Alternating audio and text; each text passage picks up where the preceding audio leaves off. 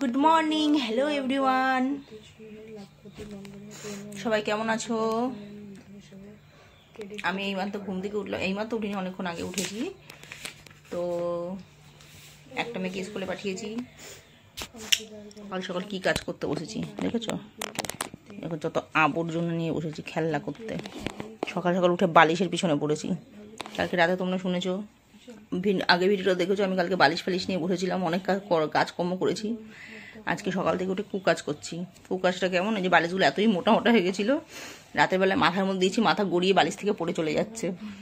আমার ছোটো মেয়ে মানে খাটে শুতে পারছিল, বালিশে শুতে পারছিল না, সকালবেলা উঠে ডেগে মেগে চিৎকার করছিল। যেন এখন সকালবেলা আমি ঘুম থেকে উঠে স্কুলে পাঠিয়ে বালিশগুলো ঠিক করছি। আর এই যে এই একজন পড়তে বসেছে, গলায় আওয়াজ নেই কিন্তু ফাটিয়ে দিচ্ছে পুরো একদম, বুঝলে?